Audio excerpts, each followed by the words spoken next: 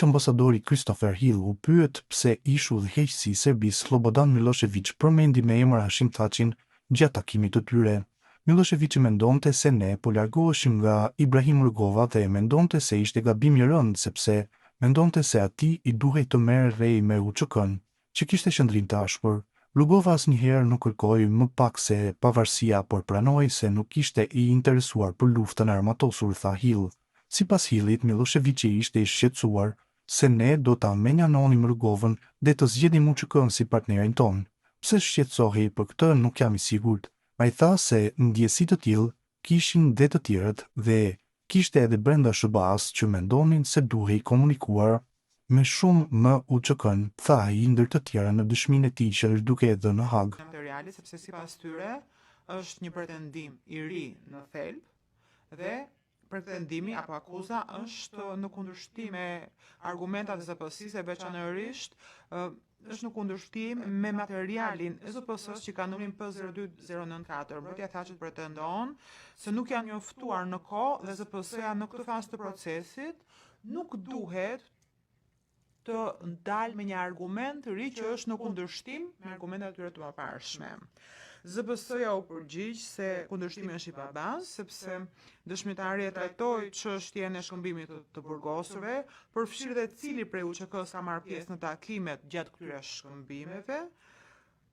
Dhe këtë e bëri gjatë pyetjeve të palës thirrse, edhe prandaj është krejt normale që ata të kërkojnë pranimin e materialit. Fakti se materiali pranohet si dëshmi nuk nënkupton se materiali pasqyron pozicionin e ZPS-së në mënyrë përfundimtare. Gjithashtu, dy dëshmit e dy materialeve nuk e përjashtojnë njëra tjetrën në mënyrë ekskluzive, edhe materiali i është dhënë ZPS-së nga mbrojtja e Thaçit, kështu që nuk mund ta nxirrnin më herët, nuk mund ta kërkonin për pranim më herët. Fillimisht, trupi gjykues vëren se materiali është nxjerrë në listën e materialeve të mbrojtjes së Thaçit më 20 maj 2024, pra dhe ka qenë i disponueshëm për palët det pjesëmarrësit. Sidoqoftë, trupi gjykues vlerëson se materiali është relevant sa i takon njohurive që kanë pasur akuzuarit dhe nëse ka marrë pjesë në negociatat për personat që mbaqet të ndaluar.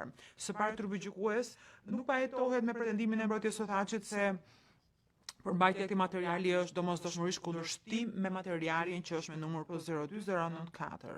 Veçanërisht trupi gjykues vëren se thirrjet duket se janë mbajtur në data të ndryshme dhe kanë qenë me persona të ndryshëm dhe të dyja thirrjet në fakt kanë ndodhur në realitet. Trupi gjykues vëren në tej se përputhshmëria apo natyra kontradiktore e këtij materiale me prova të tjera që janë pjesë e provave gjyqësore, duhen vlerësuar në tërësinë e tyre dhe kjo do të bëhet në fund të gjykimit. Sa i takon autenticitetit, trupi gjykues është i bindur se intervista është autentike prima facie. Është një pjesë e një libri që është botuar, që përmban prejardhjen, datën, autorin dhe emrin e të intervistuarit. Faqet të tjera të këtij materiali tashmë janë pranuar si prova gjyqësore dhe kanë marrë numrin 1D00147. Sa i takon vlerës provuesi, trupi gjykues është bindur se dëshmitari ka dhënë kontekst të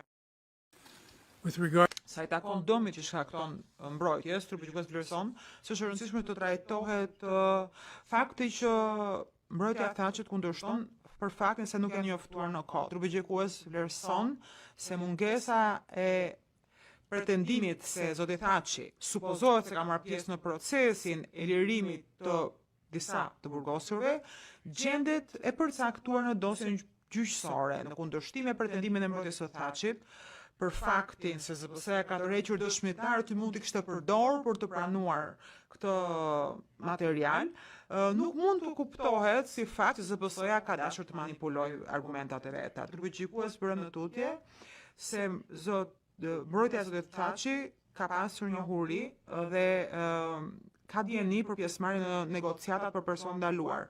Në këtë aspekt, trupi gjykues u dozon palët e pjesëmarrësit që ndër të tjerë materialet P01091, P01092, 02094, edhe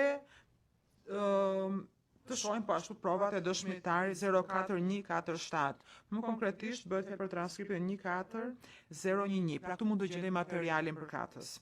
rrjedhimisht trupëgjykues nuk pajtohet me mbrojtjen e Thaçit se ky material në thelb është një akuzë e re apo një pretendim i ri dhe se nuk janë njoftuar në kohë dhe se kjo ju atyre ju shkakton të cënim.